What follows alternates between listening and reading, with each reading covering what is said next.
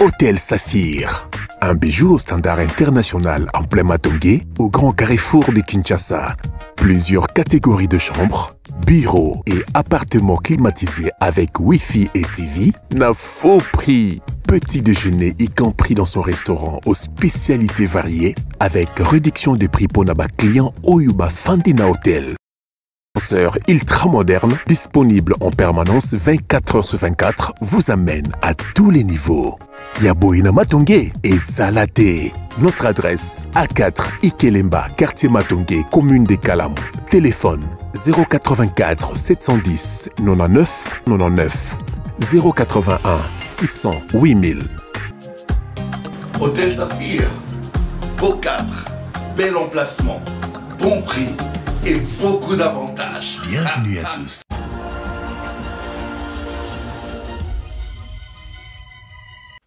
Allez, merci. Mbote na bino balandignon so ya bosolo na politique. Nazala esengo. Et okuta na bino pour la deuxième partie. Je me sens bien d'ailleurs pour la deuxième partie. Pour na kolobe la maetali malongi. Moi makambo ebele kolobama bien que vous ala moulaï mingite et vous ala mokuse parce que il faut tout l'ambango le kwa lituma. Et ala moi concentré. Mais quand on dit ça, Motomo Azolanda biso tozali en direct. Merci pour la confiance, merci pour la fidélité. Nayoki même moi makambo ebele. Kambozebele obina malongi totuna kamwa mituna boyebi parce que Socrate Kasongo ou azali molakisi juriste et professeur de droit ya kozwa mbano ya kopesa biyano na bosenga na biso o ezali kotungisa baike na kati ya lingomba ndenge tokobika mama makambo eza pe ebele na yoki polémique moko makasi autour ya likambo ya kobala ya pasteur Marcelo Batebelebe balobi Marcelo tuna 6 mois si auti ko kufaka kasika boye azaka na 2 mois 3 mois ndenge nini azolinga bala azokisi ba mama akoya kozala boyete il fallait umela mibali bazela kate ba misusu bake même plus loin ba biote azalaki na mwasi mususu bien avant. On a dit beaucoup de choses sur cet homme de Dieu.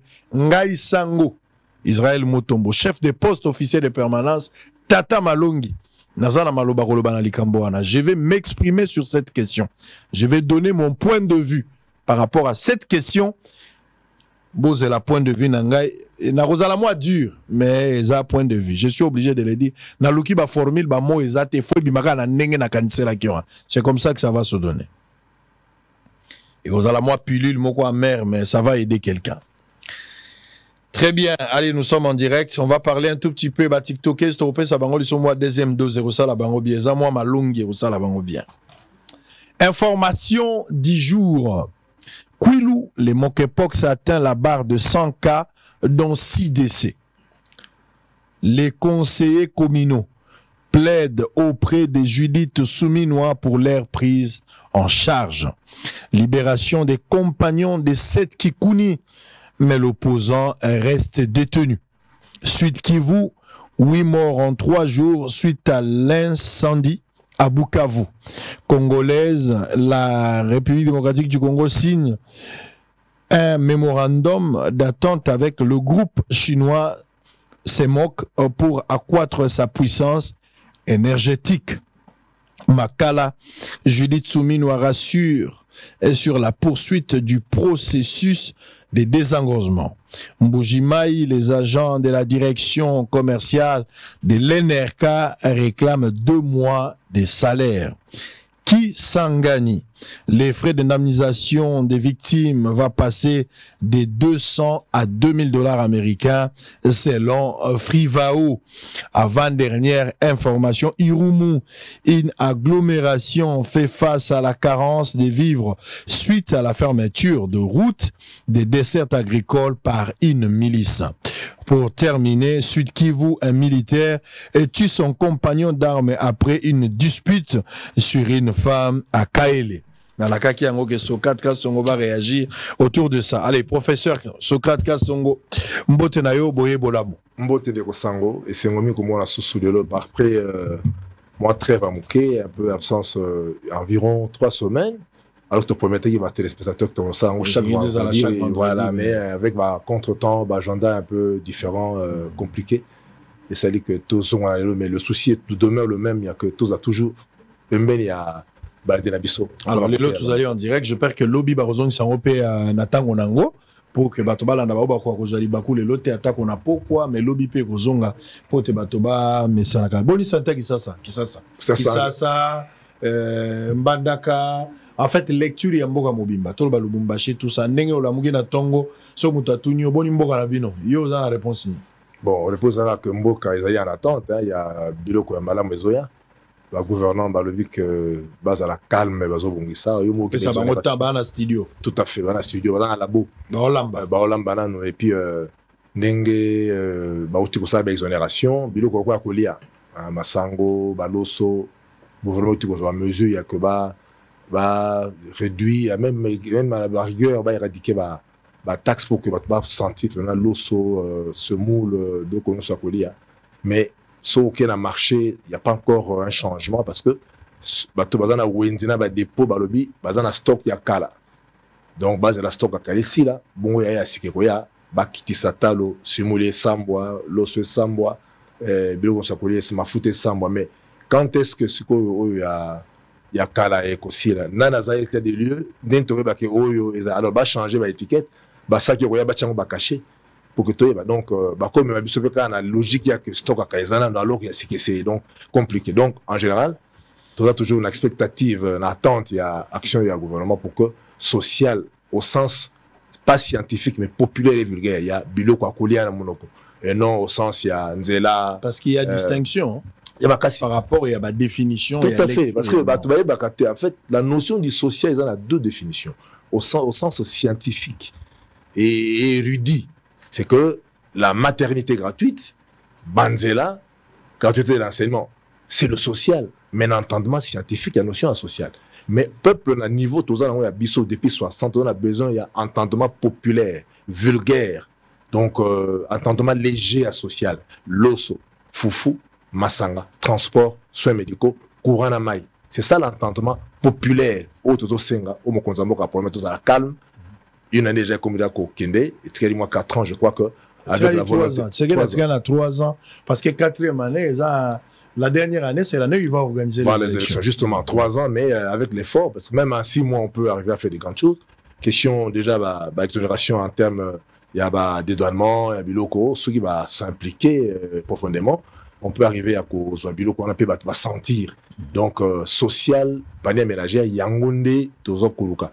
Tozo a besoin de paix. Entre-temps, na baroute, na maternité, na gratuité à l'enseignement, mais ils ont beaucoup plus et quoi apparaître dans un second plan par rapport à esprit à priorisation, il y a ma priorité s'il faut que je me reprenne ainsi. Est-ce que vous pensez pas que le lingue l'État a joué les décisions et a exonéré et ça ba solution moko provisoire ou ko arrêter l'hémorragie parce que bateau ba okitsalo c'est ça bateau ba salaka loso te ça bateau ba sombaka loso.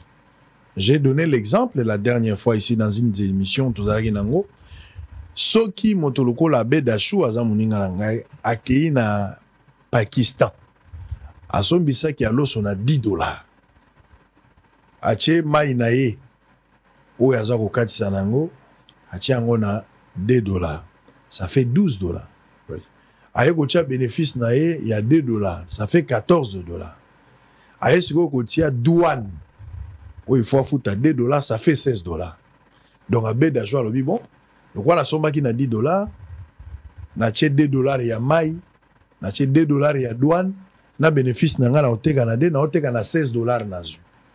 L'État congolais a yi, l'État congolais likambo mai Italie était, parce que mai, ezali transport qui n'engage pas l'État congolais. L'État lobi bon ngai place ezali zamingi taxe na longoli douane nyonso yo futa c'est que l'État n'a enlevé que $2 na logique exemple on a pesi c'est-à-dire $10 il y a prix d'achat $2 il y a transport et puis na bénéfice na yep fouezal et loko balongoli lieka kezali exonération na $14 bisono stokolo loso ekitia comme $14 contrairement à la sombaki na 16 mais le eza 14. Si vous avez le poussani, à bête d'achou place à Kendagosomba baloso na Pakistan. À Koutiango Kune commis $20. Ache transport $2. Ache $2 na bénéfice, à Oteka na 24. Au lieu de 26, la logique exonération, il y a $2. L'État Kolongolaga a $2, Oteka na 24. Donc, population ya sepela ki loso ekiti kaka même population ko réclamer loso et mati parce que mosombi asombi yango na talo likolo. Est-ce qu'il n'y avait pas un autre mécanisme, une autre lecture de choses pour arrêter cette hémorragie à travers création et agriculture moko industrialisée? Par exemple, ceux qui boukangalon so basala qui relance nango. Ceux qui to créé ndenge lelo tout ça likambo service national masango ezoya. Ozomona ceux qui l'état yé moko abandi ko produire parce que biso toza na nzala toza 100 millions. Mais bato bazote que la biso ezaka batumi balé. Ezali abed dachou ezala mutabel texto. Alors que ceux qui l'état comme qui commerçant yé moko abandi ko teke la ba congolais ndunda masango mafuta d'abord l'état kozanga mbongo te parce que c'est un bon marché pour lui. Mais concurrence wane kosala ke biloko etika la penza ko solder ndenge tozoloba. Quelle est la lecture par rapport à l'État zui na obiso tozokanisa? Oyo s'il faut même que na ça un pas en arrière à l'époque à Mobutu qui l'agriculture ils avaient priorité des priorités. Et le Mongo tele qui na mboka kwa kolona. Soki na ba Cameroun au tala que Zamboka et lona na Nyama. Moi je suis allé enseigner à Gabon. J'ai fait autant d'années sotali santé à Camerounais. Au moins ba molé ba Camerounais la Coupe d'Afrique. Ils ont molé à Bilangate. Molé à Bilangana Bilé. Donc dans un pays où batate rali pa pamba te li pa toujours na made sona liki. Tu vois? Atali que vous te pas asso made so badonaka. Donc kolona et liki nyonso mais ko exonérer dans un premier temps parce qu'il faut mettre en place la structure, le mécanisme ba kolona là. On peut d'abord commencer par exonération.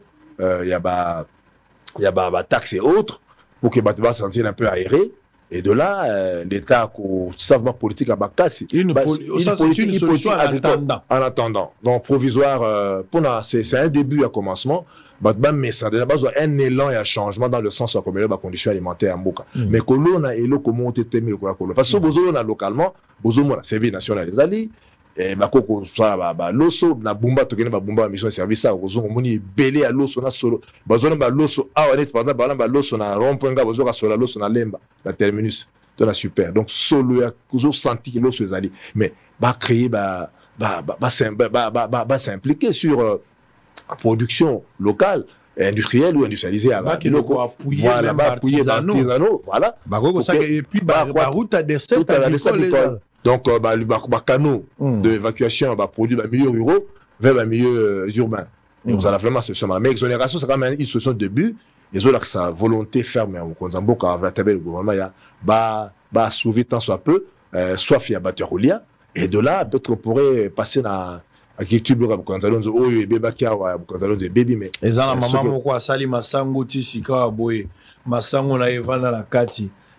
Nakena la Bukangalonzo, nous sommes allés là-bas, on a trouvé une dame, Mama Saïd. Mama Saïdi, Tokyo Kotala, Nake Kotala, moi, si on a n'engaloni, Masango n'est politique, les lois, pour nous évacuer, car c'est un problème. Vraiment. Alors qu'à comment qui prête à l'objet, na sali, en pour le gouvernement, n'a la loni, n'a la l'accès à mon konzambo, qui m'a belé, ou eza malam, ou eza m'a belé à ma bête. Contrairement à n'engue balobaki. À l'oni, peut Masango belé. Mais na minute au problème misa masango wana eya koto mama Saïba wana salibo ti lelo masango wana bimite zo pola na bukangalo mais en termes il y a priorisation priorité il faut que je me reprenne ainsi babiloko mbongo usine te ba centre financier babiloko ba arena ba mbongo nyonso wana so ba taleli yango neti ba voie ya communication et évacuation va produit vers de ces milieux là ruraux vers les milieux urbains. Je crois qu'on aurait déjà eu des solutions. C'est que il y a problème de l'involonté politique et de l'incompétence dans le casting des solutions. Parce qu'il y a un problème de casting, une incompétence sur le casting. Il y a des solutions où ils ont beaucoup plus prioritaires par rapport à la souffrance à la population. C'est aussi bien les solutions auxquelles ils sont en train de penser par un moment, mais quand même, ça faut quand même être poli. Mais Banzela, ça là qui est un peu assouvi, mais les frais qu'on est en train de dilapider, je mesure bien les propos, auraient dû servir logiquement et évacuation la produit ya batuba moi la banana badesu bitabe bakemba tout ça là tous les fonds en fait c'est un point de casting. Je crois que lorsqu'on est en train de faire une élection priorité pour sauver social l'esprit il y a peuple d'abord. Je crois qu'apparemment il n'y a pas une coordination des idées. Il y a que dans le sens à atteindre but, c'est-à-dire une politique de résultats. Il faut pas ça le résultat. Donc, on a dit boire ça la boue. Mais ceux qui ont dit mongo botongi meuble et ceux qui ça maille na munora chaku. j'ai été 350 millions. Alors que Jekamine, Biba et autres, on ne se connaît pas les vérités qui sont dedans parce que je crois qu'il y a aussi d'autres vérités qui peuvent être dites ici, dont j'ignore peut-être le contenu, mais sûrement qu'il y a Biba, Jekamine, donc Bélé, Zali, Bako, Tchambon, on a 4 IP se relancer. Oui, on va baser Bélé parce que Diamé Silaki, on va relancer Miba, Ozonga et des Kinshasa, partout. Mais choix, il y a priorité. Ils ont un effet vraiment escompté, un effet palpant. Et ça m'a bien. Donc, il y a un problème de compétence sur le casting, il y a ma priorité, dans le sens qu'on relevé social. Voilà. J'en avais parlé, tant la compagnie na l'Issala, n'a expliqué qu'il va tout que n'engenga na zo mona likambo. Oebi na bamboka place to kendaka. D'abord, batu bazana ba espace ya makasi na mboka, et puis na mboka pollution ezate. Zomona, soko keyo komona mboka penza eza kitoko, ba venu eza minene, biloko ezo menacer ba mboka mingi eza ba érosion. Hormis likambo ya courant na mai o ezali pe luxe na bamboka, mais à ce qui concerne le calme ezali mo pepe penza ozoka mo pepe oyo penza ya bio soko ke na bamboka okoyoka yango motu oyo azali na toloba lokwa na bongandanga soko azali na nzela koya koteka biloko na bumba alonaki biloko na ye na bongandanga na yakata ayebi ke masu ezali so akotisi biloko akokoteka na bumba asali 2 jours asombi pe marchandise azongi nango na bongandanga azali propriétaire ya lopango na ye na esika ke akende na bumba avanda d'abord nenga saka 2 jours na bumba amona kokwa bazo bumba ye po talo ya kofuta biloko eleki ebele moto wana exode na mutu na ezali te donc aye na objectif moko ateki pe azongi eza échange commerciaux moto pe aza na bumba lobite na ke nanga kosomba kotoyo to ngai moko pe na kende kotekela bato ya bongandanga exode d'abord to limiter yango pour que bato balongwaka de point x na y te na ba raison ya kokima mais na ba raison économique ya ba échange moto akolongwa Goma lobi ngai ngombe nanga natekaka na Bandundu moto abandundu lobi nga ba mbinzo nanga na mati nango Équateur moto Équateur abite nga na olongwa wanga na ke Kikwit moto Kikwit ke Congo Central binga na ke Ngandajika échange wana parce que so totali basio batekela biso ndunda ba mo atekela biso mayebo ba mama mikungu ezaka ba mamo ya biso ya depuis kala des années kaka bartisano wana bato ba nourrir biso na ndunda mais chaque jour toliaka ndunda peu importe période donc bato wana baza makasi mais difficulté munene baza nango lelo ndenge ni bakoki ko évacuer biloko bazalaki nango elongwa na place oyo baza ko produire na okende na place oyo biso to okende ko consommer ne place problème makasi ezali yango okay. Donc soki l'état akoki ko bomisa banzela ata en terre battue ya pamba et permettre que moto aloni banana na ye soka loué mutuka na rompwe ngaba na Kazangulu bakoti nango basui banana na aye koteka yango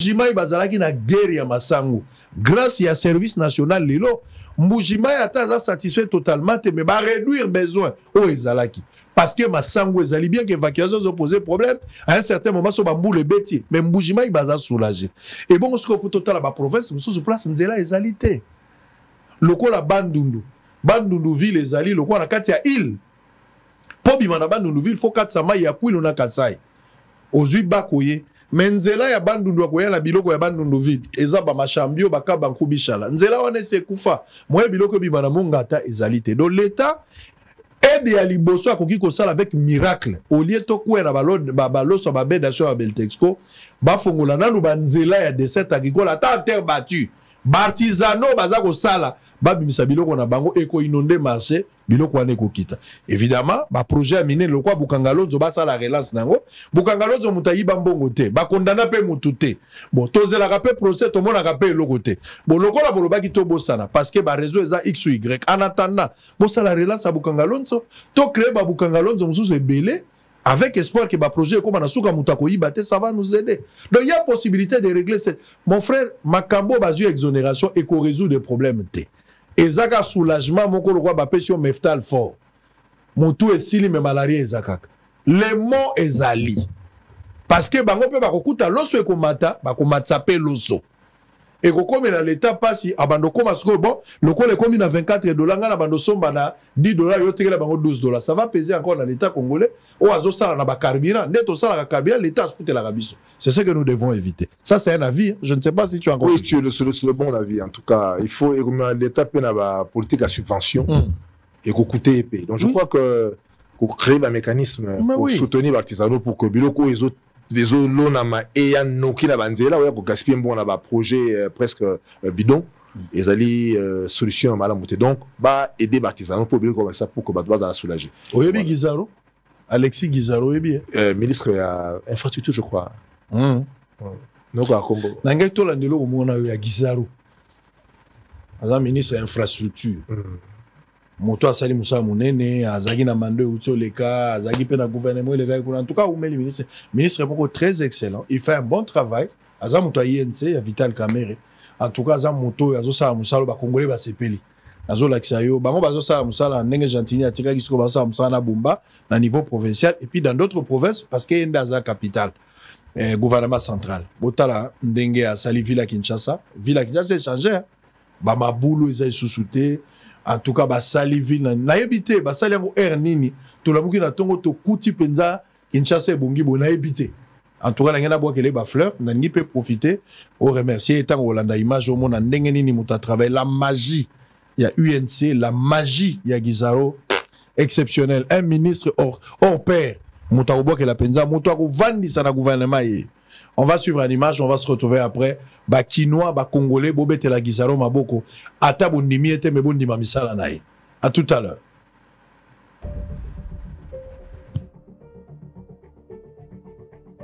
C'est dans le but d'évaluer l'opération Zéro Trou, une opération lancée par le ministère des ITPR pour but de reboucher de trous dans la ville de Kinshasa, principalement dans des artères principales et secondaires, que l'équipe de Bossolo Télévision a effectué une descente afin de faire le constat de l'évolution de la dite opération, une année après son lancement.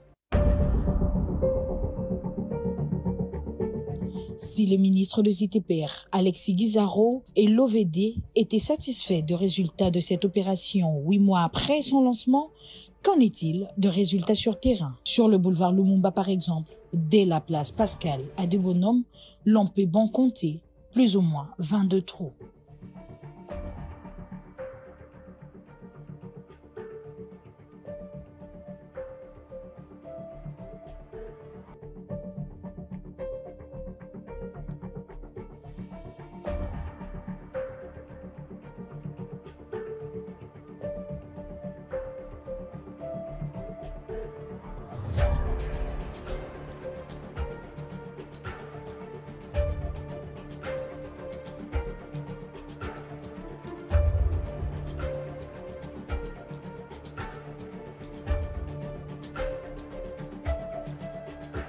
Au niveau de l'échangeur dans la commune des Limités, on observe un grand trou dans ces coins de la capitale.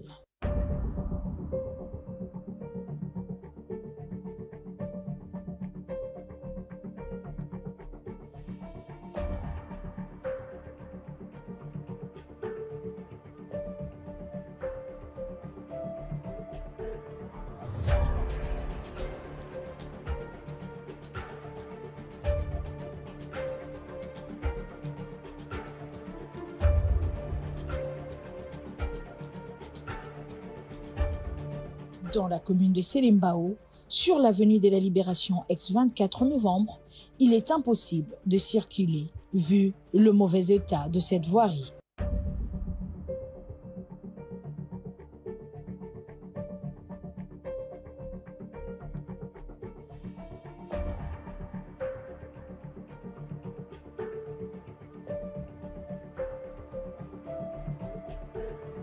Un grand trou est formé devant la prison centrale de Makala qui rend cette route impraticable.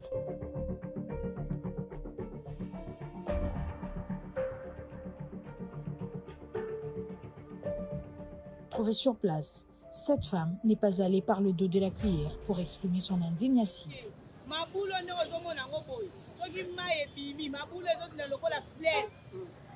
ondo zomona ngoboy ezoboma bato ba moto bakida pamba ba camion minene wana ba transport ba volvo libulu wana eza na prison wana bato bazokufa bato bazokufa awa mwaye te oke kuna na masengi mwaye te ojiste eza nini bayaki mpo balia mbongo babongisa mabumu na bango biso kongole tozobeba tozokufa bapotopoto mabe bafulu mabe Kinshasa la poubelle oyo malamu eza te Kinshasa si ebeba bisika no tozokende ozaka na nkele o mboka ni ka bango monde balobaki ete mboka si ekufa pena mpo bango balobaki na monoko na bango yango mpe ezosali mboka si ekufa mabulu epai ezoboma bato omona te 24 route matadi yango oyo eske bango balekanaka awa te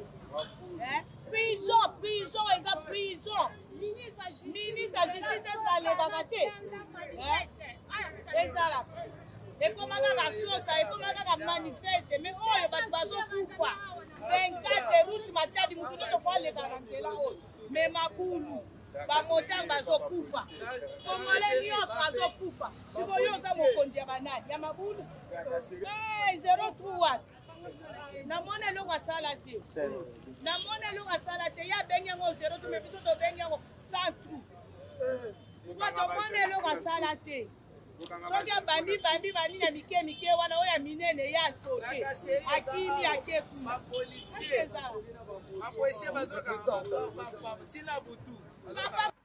Très bien, merci.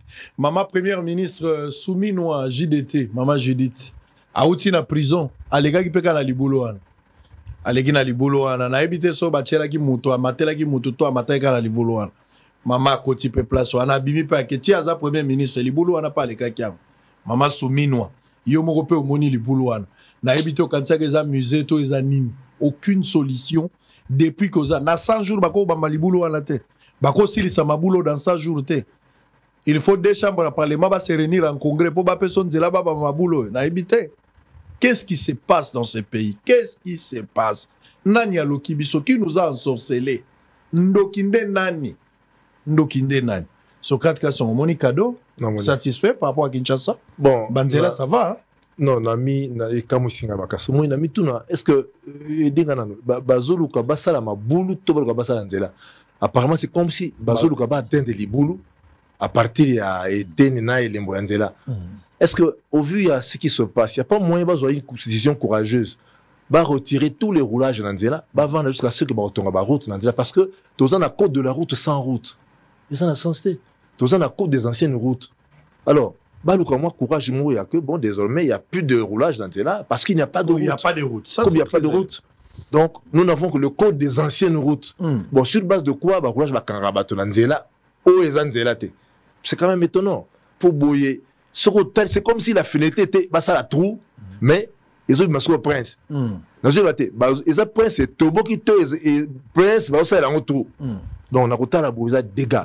Donc, ils ont biloko moko, ils ont, voilà, mon TP, curieusement, ils ont comme ça, ami, tous les gouvernements, il y a bana ya poto, qui ont vu Nengi Zaka, Nengi Prince Zaka, Nengi Environnement Zaka. Mais apparemment, est-ce que, comment est-ce que, vous savez, 25 ans à poto, mon Nengi, Nzele Zali, Prince Zali, environnement, urbanisme routier, tout ça là. Mais, tant que vous avez tika la boye, vous avez mon bana ya poto, moi na poto, vous avez biloko ya boye, puis à l'aller à sa calme. Ils sont comme Sangaï. Je ne sais pas si est-ce que c'est une malchance congénitale, la partie belge? Est-ce que est-ce que le but du Congo était que tu détruis les Yango pour que tu atteignes destruction assignée? Tu es allé à ta coloca. Si tu as bandokité, tu as coloca. Si on n'est pas ensorcelé, on est sorcier. Comment vous vendez un environnement 30 ans na poto, 25 ans, 40 ans poto que na poto na to zongaka, utana beauté za na poto na utana bugine lengi. Mais bateau ba vandi kuna bakina ba 10 ans, ba kosi ba 50 ans, 60 ans kuna. Mais ba utika saleté bo soto bo. Yibite ke bo soto benda ka moli mabe. Tala mingi mbili mabe na bondoki, etam na mina saleté. Mona ba cartouche za mingi bandoki, ba zebele, ba nga molili. Mona câble pas transfert par Panzani parce que ba lingité saleté. Bosoto. Et puis, donc, ils sont mis en tendance à Omona, article moi, placement au côté, à Kaka, article d'entrée, de bloc, Kaka, Bafoulou. Ah, il y a eu le roi chef de fleurs. Chef de fleurs. Et ça dit, signe, il y a Missala Mabé. Moi, je crois que Il faut que ça change. D'été, car on a image, on a l'accès Bongolo, n'est-ce Bongolo les je pense que ça va image où Elandi, na Rome, de ce qu'on a l'avenir Bongolo. Bongolo, on a babanda ko dinda depuis Kala, Ngobila, Tolobeli Ngobila, nous avions attaqué Ngobila ici. Ngobila, ko ça la pont wana, la kaki ko ça la pont wana. Ngobila mutasala pe lengesa, asali bien pe mutasala qui quitte, ba route transcommunale. Basali nzela wana nzela sili tokomi oleka bande kona ngai kaka banzela o basali banzela ya popcorn banzela ya courte joie banzela ya kosa leka banzela makiona na minito so tali bongolo libulu eza na bongolo zomi to binzambe na ngai nzela o basalaki to basalaki te nzela o basalaki to basalaki te mais mbongo ebimaki place wana bakata riban cérémonie salama presse à filma mais moins de 2 ans so ibo l'équipe place wana o bongolo tala ndenge bongolo za okoye bateke tozana bongo bongolo tala mutuka ndenge zokota na kati omoni makiona oyo frappe babimisi mbongo presse ye batie makelele batu basukoli police mobilisée bapesi ba honneur nyonso wana ezaka pona eloko mais sango il faut le quoi banana tant musu basa la libulu na desilité il faut to na bonza em so la libulu mais na desilité talanzela tala bongolo tala batu ne baolinga na bongolo talanzela to na Kinshasa la capitale so to lobi alobi ote koloba boete tu déranges mais bakoloba te ndenge ni na mboka ya modèle oyo mboka yango tata na ote ya mama na ote biso ni so ba congolais yo za congolais koleka ngai te yo ndenge motozu responsabilité pour konza secteur auto secteur ba pesi responsabilité to ba umbu na ote biso to ba yuma na ote to ba umbu na ote ba biso bongisa eloko et puis eza obligation to senga yo te tozo obligé au bongisa yango eza devoir redevabilité bongole koza na couleur modèle oyo pasi oh zambe na ngana loba na munoko nini mungongo ebima na se ya mapekato na sima na yebi te na loba na munoko nini na sima mutu bazotonga mabulu tant musu karate aussi là bazotonga mabulu karate aussi très bien. Et puis, biloko aboué, jamais au comment on peuple a télémi na balabala bi que to télémi libulu. Jamais. Mais ce qui va lobi la bino que na place où on a fait azoleka, to fali azoleka, ba jeune ba robima, ba oleka pe na mai wan, ba oleka na fali. Mais libulu o mettre bino en difficulté. Boko téléma na libulu wan. Bolobi ba bongisa libulu wan. Ba revendication za ba droit. Eza rébellion te, eza révolte te. Azobenga peuple na révolte, eza révolte te. C'est un droit. C'est un droit, c'est pas un péché. Si la population a tellement na bongo la lobby, babong sanzelo lelo, a réclamé droit babong sanzela. Où est le mal? Où est les valises? Où est le mal? Ce n'est pas un péché, ça révolte, c'est une désobéissance, mais c'est juste l'application et un droit na bango. Baza na ba obligation, ba appel na ba devoir. Ils ont des droits, il y a aussi des obligations. Ce n'est pas normal. Donc, tout le monde a une normal, pour les alagatés, maïs alagatés. J'ai des discussions tous les jours avec la famille. Moi, na poto zozo na moi, au kangi moi, si moi on rentre chez nous, c'est l'école moi zoba. Pourquoi on rentre là-bas? C'est notre pays habité. Là-bas, il n'y a pas de courant. C'est notre pays, mais il n'y a pas de courant. Le courant est venu, le courant est parti.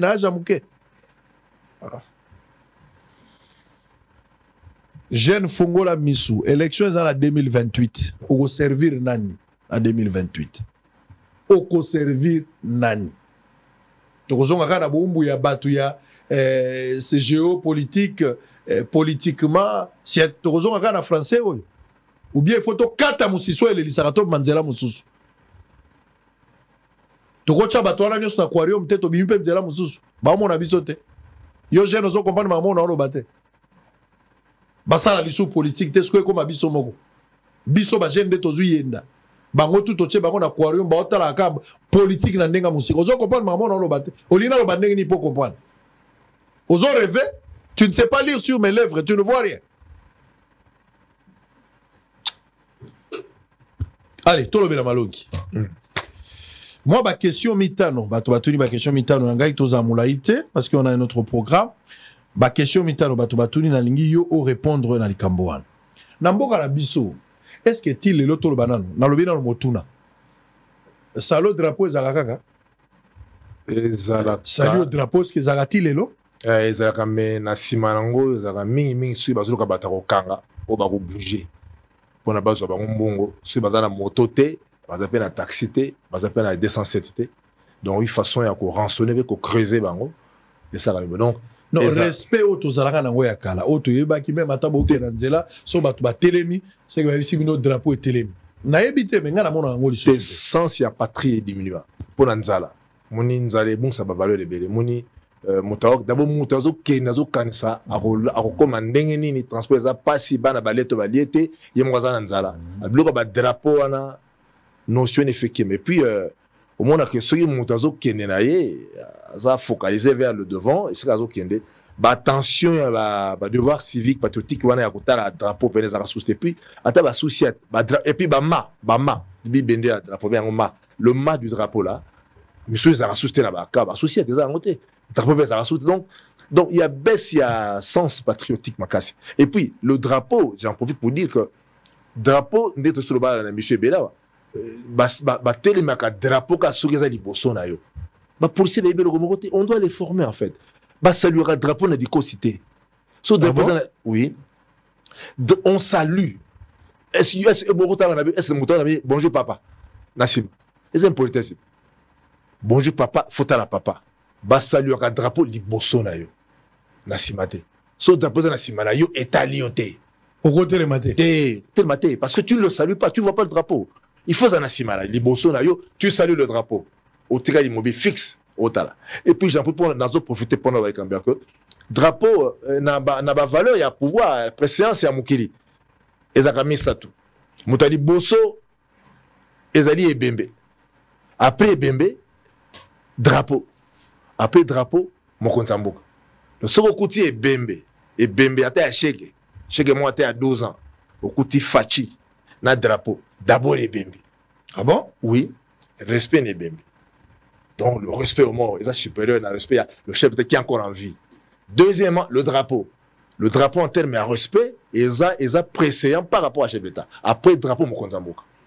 Donc le drapeau, pour me répondre, c'est que on ne peut pas respecter drapeau en saluant le drapeau par le salut au drapeau. Drapeau n'a dit quoi non.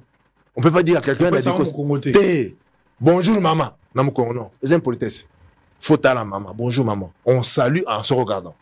Voilà. Batoye bagate. Mais policiers, mon amour, à sa commune na bongolo kuna. Mais drapeau zali na kauka. Balanda mbangwe. Bakanya na commune ngab. Ou te respecter drapeau te na monoko na musiko zo kena. Non. Le salut au drapeau, on regarde le drapeau que l'on salue. Fait kouta yo liboso télé. Soit d'environnement tel que le drapeau zali plus ou moins en face, du moins un environnement de devanture, nayo. Tu respectes le drapeau, tu salues le drapeau par le salut au drapeau. Voilà, c'est une nuance importante au Bassolé Fobaye. Très bien. Dans la société, confusion zali, tout le monde est appelé président, tout le monde est appelé Molobela Pleple, et puis ils ont peuple, mais on va Pleple. Et puis, Batunion, ça va bien honorable et excellence. Dans la société, dans la logique de choses. Nanye Sengeli Penza, Babenga, c'est-à-dire toutes les autorités, Yamboka Nabiso, Bazaba excellence, ils ont une manière de flatter ou ils ont méritocratie. Nani loko la autorité Sengeli Babenga excellence. Bon, notion wana ils ont vraiment un peu méconnu, na Batebele. Excellence, Biso Motozaki Mokondi. Ministre, ata longwa excellence. C'est-à-dire, tozo pesa ye longo ni appelle au kumu. Mais to ba que moto mongo ta cause de l'excellence na mboka na. Parce que so vous allez za cardinal, vous avez éminence, vous allez diplomate, vous avez chaque statut et na appellation nango. Mokonza mboka to bili se tonane à cause de l'excellence lorsque bazo stanga ye na un groupe ya batu libanda bazo reprendre. C'est-à-dire un groupe ya batu ba uti libanda. Baniba cité Mokonzi Mboka Mokoboy. Son excellence, monsieur.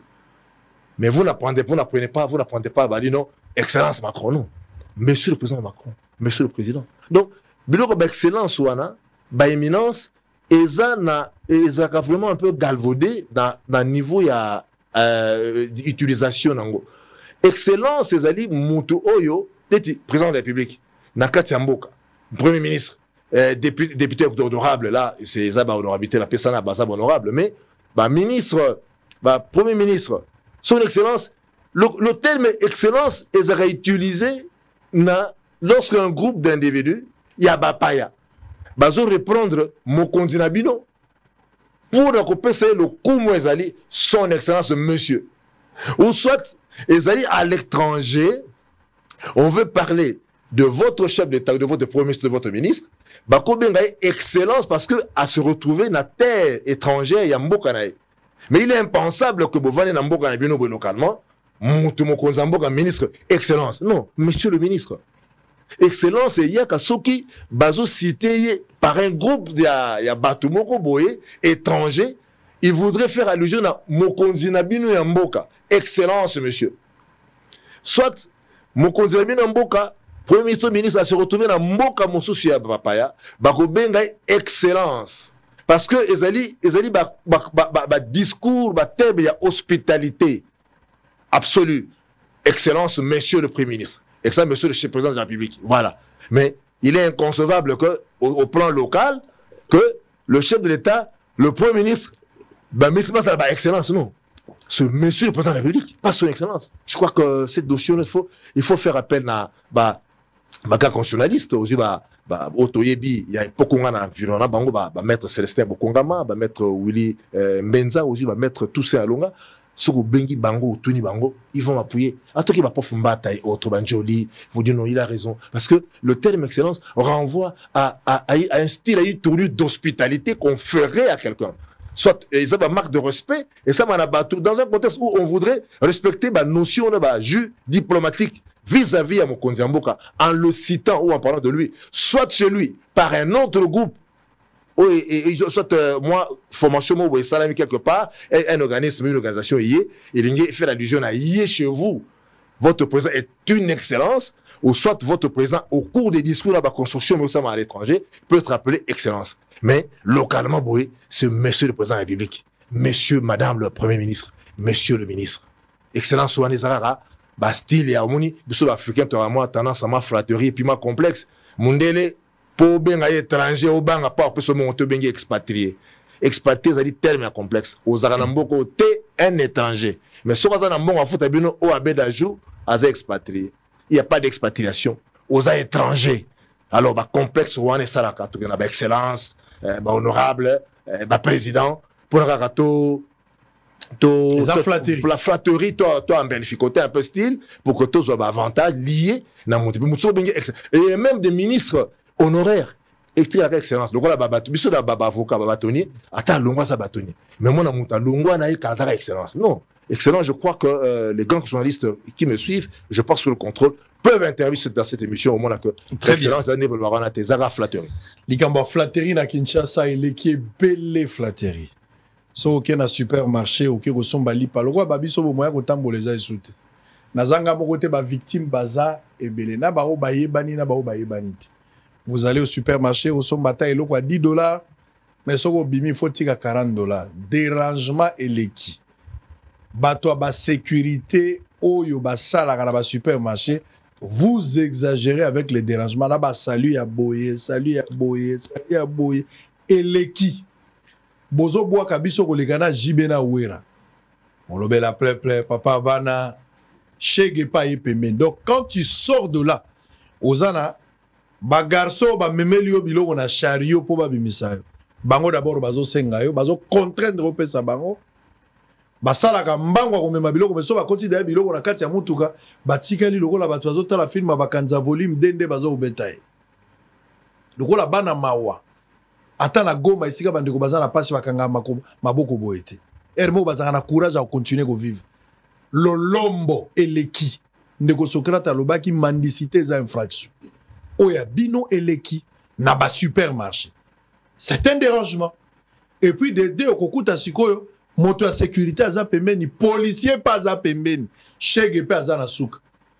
Chege kuto azo exagéré, papa bana, nzamba pe saraka yo.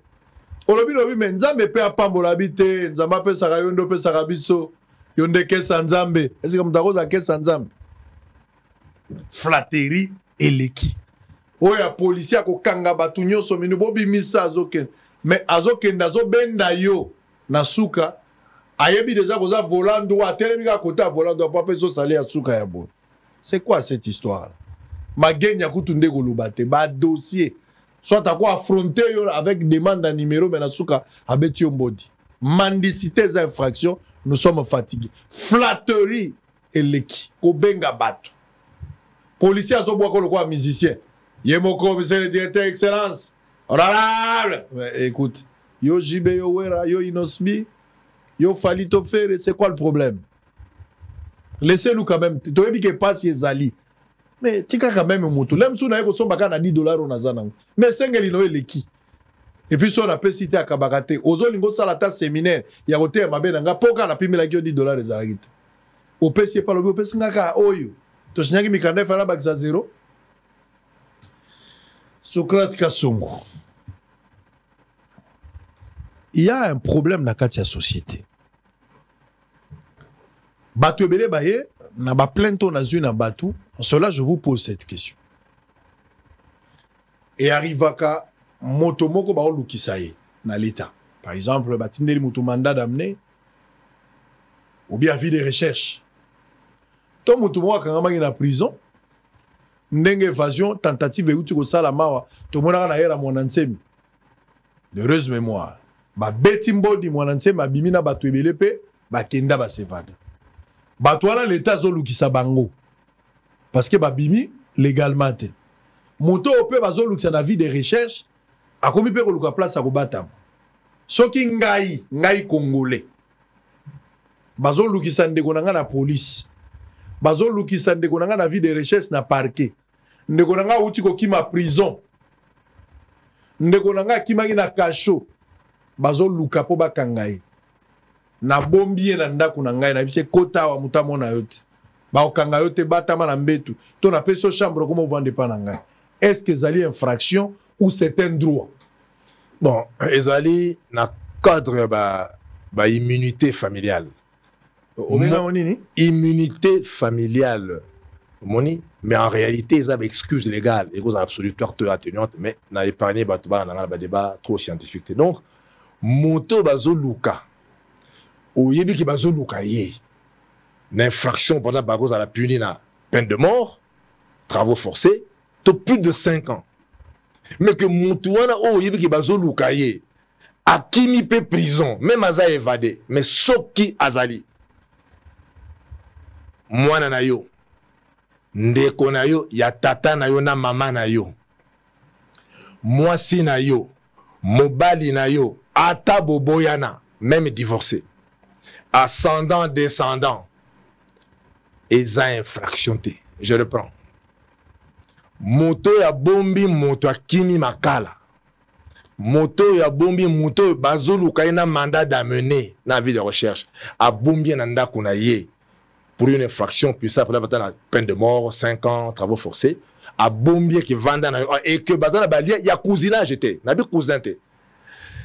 Tina tata na mwasi na yo, tata na mobali na yo, babo kilo na yo, bande kona bango en ligne directe. Soko bombi bango na ndako, eza infraction te. Bato bakocha tembe bata l'article 164 ya code pénal livre 2 ya biso. Au moins que mutu penza kini makala mazali ndeko na yo tata moko mama moko mwasi na yo to mobali ya kala bokilo na yo leki ya mwasi na yo nyonso wana mise ensemble, ça dit tina belle famille en ligne directe, ça dit tata mama bana on va botine na lien na yo ya ke baza ba lié na yo soko tche ba on ndako o utiliser ba immunité dite familiale qui au fond en réalité so côté na ba profondeur scientifique ils ont excuse légale hein mais ça la ba immunité ou ça que mutu wana o ya bombi so ba kuti mutu ah yo tolu ko mutu ki ba kazawa oui azana o leke na ngala na ngai il n'y a pas infraction dans le chef, l'état peut le récupérer so ka kutenaye après ça y est tumbu ya mutu a sevadaki soka soko lukai a memaye na l'état semble ça condamné mais mutu ya bombi mutu na ndako mwasi na ye ata ya kala ata ya sika mwana na ye ndeko na ye mwasi na ye ngai mobombi na sali infraction te te o sali infraction te soki l'état kangi ye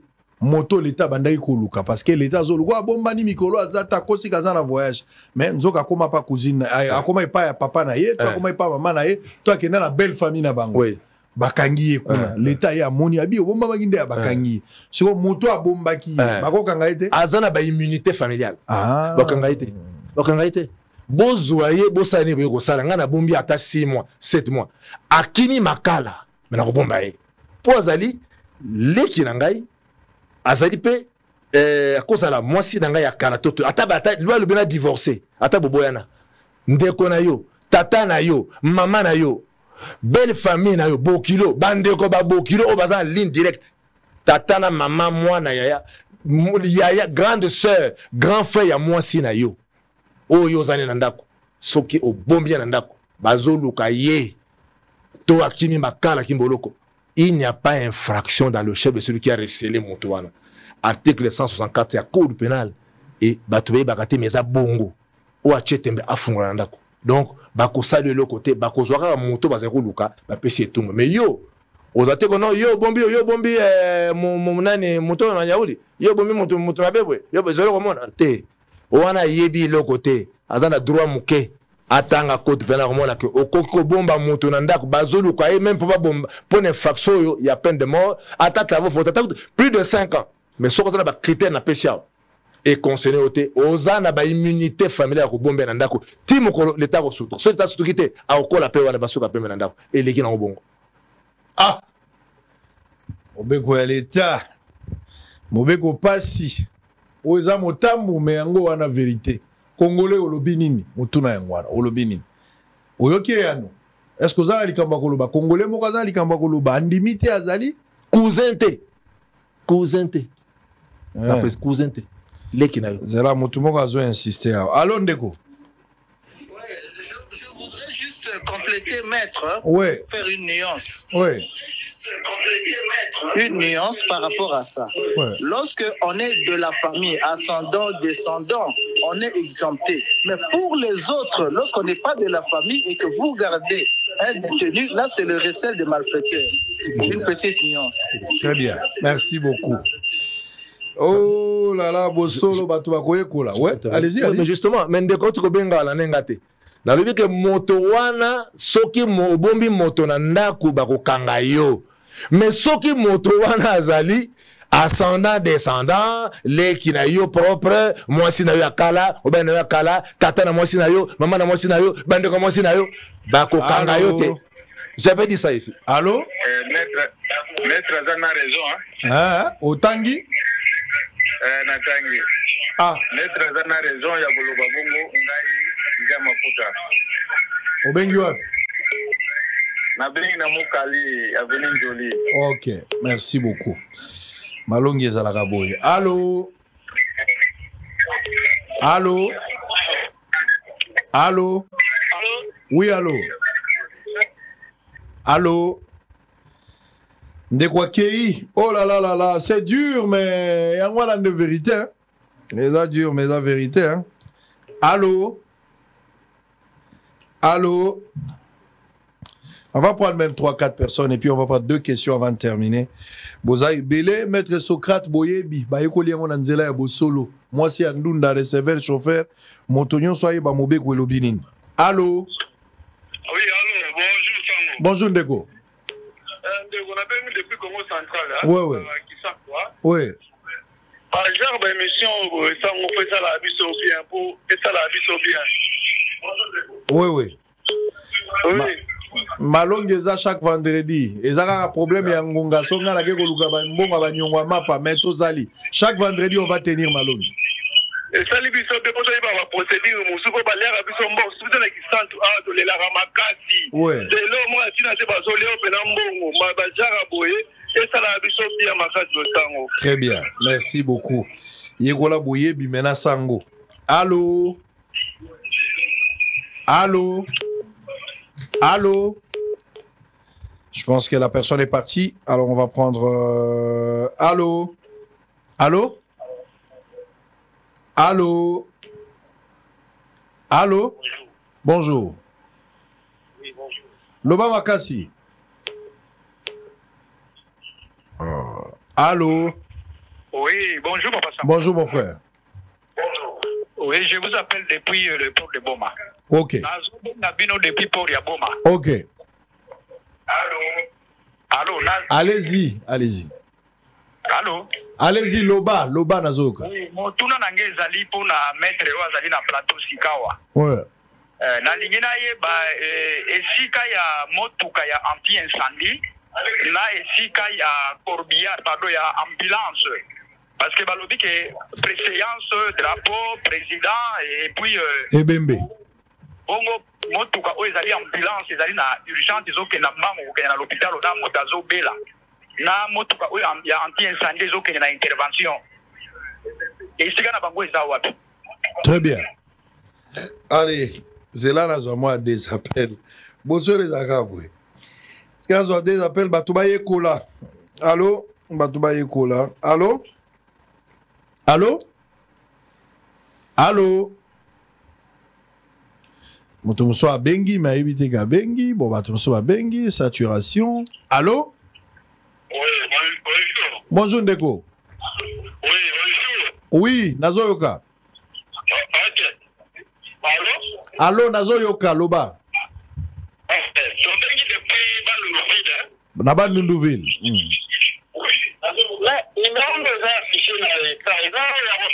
Ngaye yo zo solo na sango nazo mona tala loboko na ngaye. Ah. Oui. Le Loba. problème il y a de là mon gata. Na ebite funa chape interprète mo baba ba po acha ka baboué. O ba toi mon. To la tana gomli to weba. Akolu kela biso confrère. Allô? Allô? Allô? Allô? Allô, vous êtes en direct? Oui, bonjour. Bonjour, vous êtes en direct. Comment on a matché? Oui, matché. Na niveau ya aéroport international. Na aéroport? Ah oui, na aéroport. Ok. Tuni maître. Soki ke mutu abombi mutu na kati ya ndako. Ekobima association des malfaiteurs. On a demandé à la police na biso toza na bango na mboko yo. Baza na eloko moko te. Ok.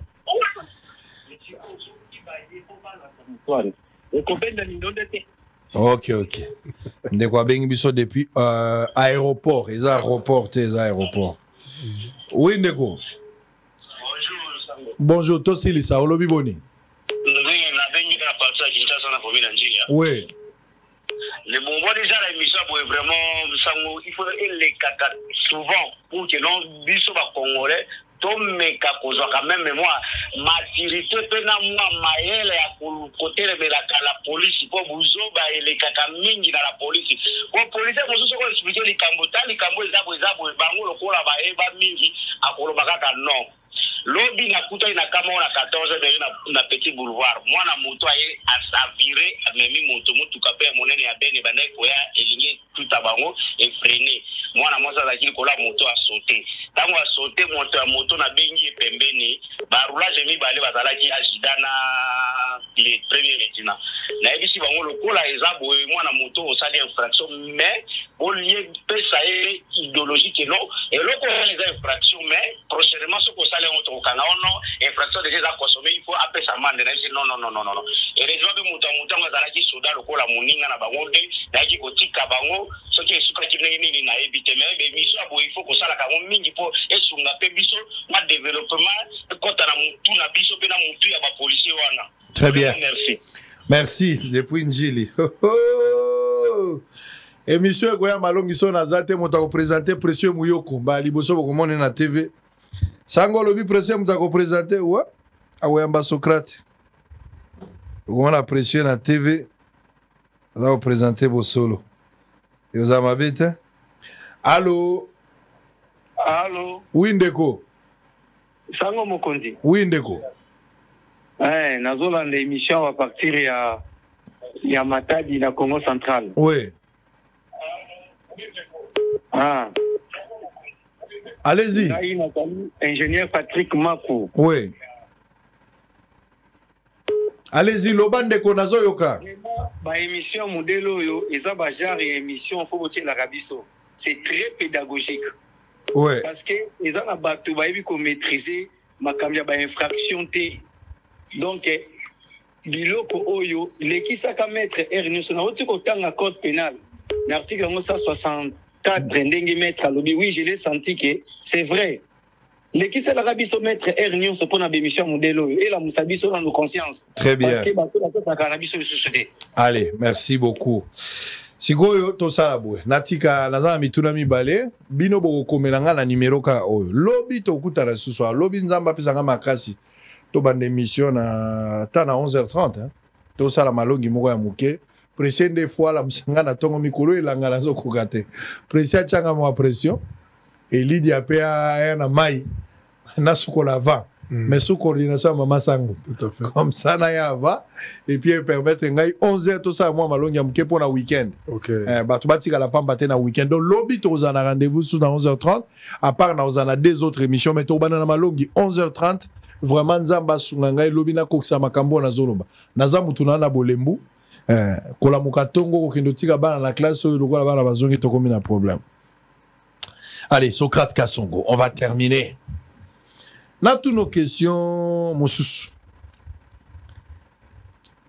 est-ce qu'il est vrai que le pouvoir judiciaire et les juridictions disent les droits?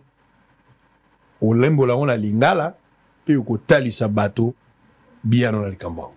Bon, monde de la juriste Nyons à Congo, je parle sous le contrôle. En réalité, les juridictions ne disent pas le droit. Hein?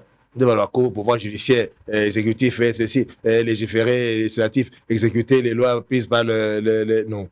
Et les judiciaires disent le droit. Non, en réalité, les juridictions disent la loi, pas le droit. On peut rectifier. Parce que les juges n'ont pour autorité que la loi. Les juges disent la loi, pas le droit. Parce que le droit est plus vaste que la loi. La loi est une partie du droit. Même là où le juge applique le droit, il faut que la loi l'y ait renvoyée. Il faut que la loi ait renvoyé magistrat à recourir à droit en dehors de la loi. Et finalement, ça sera la loi. Donc les juridictions ne disent pas le droit. Oh, les juridictions, non, non, non, non. C'est un entendement petitiste et ou peut-être pas peu heureux. Les juridictions ne disent pas le droit. Le pouvoir judiciaire ne dit pas le droit. Le pouvoir judiciaire dit la loi. Donc, peut-être dans le sens générique, on peut admettre que le pouvoir judiciaire dit le droit au sens générique. Mais les juridictions ne disent pas le droit. Parce que le droit, pour qu'on recourt au droit, il faut que la loi ait renvoyé à ce recours. Donc, tout ce qui peut être dans le droit, mais qui n'est pas dans la loi, le juge ne l'applique pas. Je réponds pour dire que le juge ne dit pas le droit. Le juge dit la loi. C'est moi qui parle de juridiction. Juridiction, juris dictum. C'est-à-dire, hein? Donc, ius, juris, hein? Nominatif, génitif, juris, dictum. Et ça, supin. Il y avait dicere, un dictum. Donc, juridiction, c'est dire le droit. Mais lorsque nos juges ne disent pas le droit, disent la loi, on peut penser peut-être à une légidiction, par exemple. C'est-à-dire la loi disent la légidiction au lieu de juridiction. Parce que fondamentalement, réellement, littéralement, normalement, je prends à témoin tous les grands juristes. Aujourd'hui, procès Sambo, aujourd'hui, Bambata, tous les pénalistes, Wane, aujourd'hui, Bonso, aujourd'hui, Tasoki, aujourd'hui, Bokolombe, aujourd'hui, Luzolo Bambi, Nyos, Mamango, Masita, tous les professeurs mis ensemble. Oh, bah, praticien, Tasoki, Manzele, José, Nyos, Sangani. Il constate, bien sûr, il a raison. Les juges ne disent pas le droit. Parce que le droit, pour qu'il soit dit, il doit être conforme à la loi. Le droit est plus vaste. Il y a des choses qui sont dans le droit qui ne sont pas dans la loi. Le juge ne les applique pas. Seulement dans l'hypothèse où la loi elle-même aura renvoyé à ce recours au droit. Et finalement, c'est la loi, parce que c'est la loi qui a autorisé le recours au droit qui est plus vaste et générique. Donc je conseille une nuance de taille. Si les gens veulent faire le débat, Basangana, mais Oignon Sobasali va quel est solo. basé Béléona, Baye, Bakayouman, Koudi Sultan, mis ensemble, Bandego, Nyonso, Bamba, Joli, Bamba. Je peux commencer à citer les procès de la faculté de Très bien. Donc, Nyonso Baza, d'accord, il a raison parce que. On va revenir encore avec beaucoup de détails demain l'émission. Nangena Kote so moi débilo quoi rappel yakala. Bandego Fongola Litoya, ba victime, surtout Bilenge et Belé Baza ba victime. Les loyo, na moi bambouteillage, ils ont la banzela. Moto mususu pe pona kokimba dépense mususu pe pona notoriété na ye aboyi kokota hôtel na mwasi to ke no vana na terrasse azokuma mutuka moni ke bo balimbaka bona na mwasi agare mutuka place mo na terrain à vide babandi na bango kosolola même mituka ngo généralement ezaka fumer pour moni ba mituka na biso yo niveau batiaka batentaka ngo na biloko tubengaka fumer exemple na mwa pasi mutasali boîte en bilan atambola ngo meza boîte ambila molili eleki mais azana kati ya mutu avani na mwasi baza kosolo même bakopesa la pe bisou ça peut arriver za babiloko toko kokosa na te mais arrive à pe soki policier bazotambola na patrouille to policier azaimo akuti bino na kati ya mutuka na mwasi bozopesa na bisou policier aye azodonke azolukaye bapo azomona mouvement ya mutu. Ils ont infraction, soit ils ont moi na mobile na position wana. Quand est-ce qu'ils ont comme infraction? Quand est-ce qu'ils ont infraction? Bon, ndeko sango, ma question y a kabatu mingi. Ba infraction, il y a outrage aux mœurs. Ba infraction, ils ont blessé moralité publique. Ils en ont deux conditions. Ils ont la notion de publicité, c'est du fait en public et non ils en clandestinité. Deuxièmement, notion de scandale. Tout comportement qui n'a pas de scandale, qui n'est pas en public, est constitué par outrage aux mœurs, c'était outrage public aux mœurs. Moto va coûter na elo que ça fumé, quand même la carte. Les questions, il faut tout ça, est-ce que moi analyse à ma casse, c'est vraiment pointu sur ça. Hein? Donc, est-ce que moto va coûter na moi si na batama à un endroit inaccessible au public? Moi, que nous sommes à publicité quoi? Et y compris celle il y a scandale. Moutou abatabi na mwasi na ye na zamba par exemple isika moboy ata na moutou ka fumer si l'endroit est accessible de manière involontaire au public il y a infraction. Ah soki oki côté ba na place moutou nyonso akoki komona ata mouvement moutou voilà. Publicité et koufi mais au limité scandale mais probablement scandale moko probable donc moto ya batami na mwasi na ye. Ce qui policier aille à sauter dans le mur, à se débrouiller ta boucana. Pour mon abango, il est apporté à celle infraction atteinte à l'intimité. Oh, policier n'a pas atteinte. À celle atteinte, à violer l'intimité. À celle infraction. Parce que se dégager, éviter scandale, scandale, publicité, utiliser clandestinité et puis absence en scandale. C'est un endroit où quelqu'un ne peut pas de manière spontanée y accéder. Déjà publicité koufi. Donc, pour revenir à la question là, même les attentes en air, autant de renseignements, on va gagner partout. Ce qui est si kabozali. Première question, est-ce que c'est accessible au public? Non. À ta directeur général à commettre infraction, c'est-à-dire à porter atteinte à une intimité à couple. Ça c'est un élément. Parce que, Nabi, pour ma bala, rapport sur la salaka. Ya bolingo na bango na bato ba balanité bakanga bangote parce que ba batami c'est un commerce sexuel qui n'est pas protégé par la loi pour les bakanga bangote parce que basé ko batama publicité na scandale mais moi si a balaté voilà balaté et puis même si moi on va marier le fait que ba baté mon monité ça passe mais ce qu'ils a dit contrairement à esprit que monta mutu kana fumé a petit mutu que sika oyo c'est dit Poyawana, il faut boucler mur. Celui qui va y arriver à porter atteinte à l'intimité parce que le lieu où il y a qui combattre dans le fumer est inaccessible au public et puis ils ont dit qu'on respectait et qu'on éviter notion de scandale pour que ordre public ils allaient violer, menacer mortellement. Donc, biloko basala kawana ils allaient bas désordre. Donc ça la casse pour te bailler que il y a solo ceux qui par exemple moto ake kuzu. Pour kuzu ezali place au batekaka kuzu ezaka VIP te mais sucré ezaka cher. Donc basali loko moko ya mulili ba kiti ya pembe buka na musu ya mabaya musu pe nzete musupe boka mais secret za cher et puis kuna mwinde kota raté et puis mutu akote que lo secret ko peso ka secret za na guna ote yo sengi jino mais ba pesi top ya moto ba biso ezaka osoko boyo bimi okay boyo poza na matière moyo bima ezate ovandi poza na examen na yo okobata baka place wa sikoyo mutu abatami na kuzu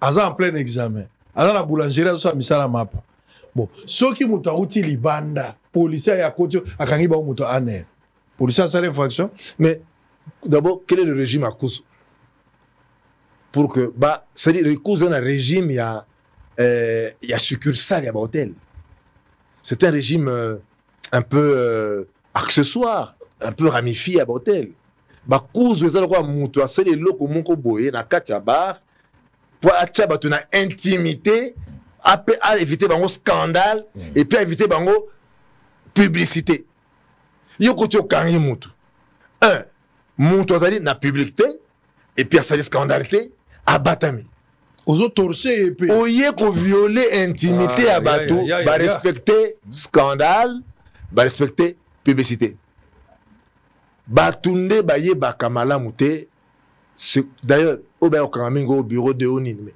baza pona ben bureau de ba anel baza ben infraction particulière spéciale où ils ont touché foi publique sûreté intérieure et extérieure de l'état et ça pona ba cause aussi volontaire pona ba rapport sexuel brutaux non ezalité pona contrôler donc en fait baza na mandat il y a ba infraction où ils ont touché foi publique ba sûreté intérieure et extérieure de l'état ndé musala ba bureau de ba anel et autres ils étaient convertis, ils ont un mandat spécial, ils ont une compétence spéciale.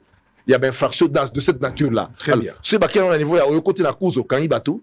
Donc, fondamentalement, ils allaient tracasserie qui mouillent, c'est compliqué. On va prendre trois personnes. Allô? Batoumi Satoumine. Et puis, la dernière question, on va terminer. Je vais faire une mise au point avec les TikTokers et cette histoire de Pasteur Marcelo. Je vais en parler tout à l'heure. Allez, allô? Allô? Oui, Ndeko. Bonjour. Oui. Bonjour. Bonjour, Ndeko.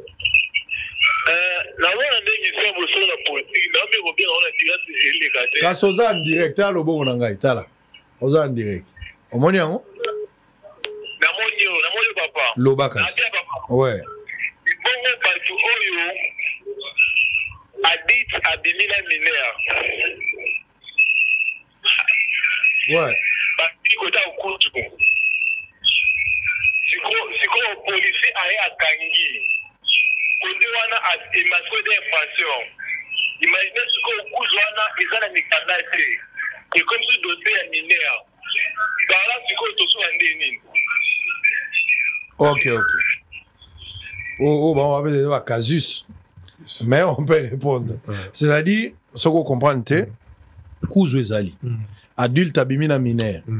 Policier a quoi in alikamomdelo wana. On lobby que ceux qui bato ba se retirer, policier a koti alandi bango tina boulangerie. Place azola mamapa. Et puis abandi ko torcher. Wata la couleur à mapa. Nyonso ala commettre infraction parce que bato ba briser qui déjà nature et publicité et puis scandale ba limité yango ba bibendani. Wana on comprend. Mais là sikoyo Kuzu wana eza na mikanda nini ba autorisé officiel pour abando bomba bato ya kobatama. Ça peut pas constituer une infraction pour na bato Kuzu po moto mo apese mikanda légal était ya bomba bato na ndenga kobatama. Et puis des deux, moto ake okuta kuna eza mineur. Mwana moko ya 16 ans, 17 ans, mais na moto aza 18 ans plus âgé que ye. Ozomona tete kokoma na plusieurs infractions na kawa. Oui, juste d'abord Kuzu, mokolo Kuzu eza difficile à dire makache Kuzu pour basala makamo basala. Eza dans l'informel. Informel. Ça veut dire quoi pona ye eza bar mais ba pesi bino mulili parce que boza bata soni boyebani et osala bienté ba mona yo bisika ya bongo. Yo soko profiter na statut wana OK non plus loin. Etalio. Bategeli on mulili. Bategeli mulili. Kuzu kana ba documenter. Kuzu ezali ko la bar ba bomi minda. Eza rapé. Parce que bato baboyi na bango minda bali mususu baka musique makasi mususu qui pète. Alors moto à côté la Kuzu aye azui arponi esika o eza la musique douce et puis la lumière faible parce que statut na ye ezo permettre ta kota bar par exemple. C'est ça le fondement en fait. yesko a profiter na ba boyinda wana bati mulili a transformer a salon un usage autre que celui destiné l'esprit à Mokolo Kuzu. Bien qu'évidemment Mokolo Kuzu pas vu que on a salé yo et na tcha bango devant un fait tel que on va la pousser à ça la makamo yo ba sala.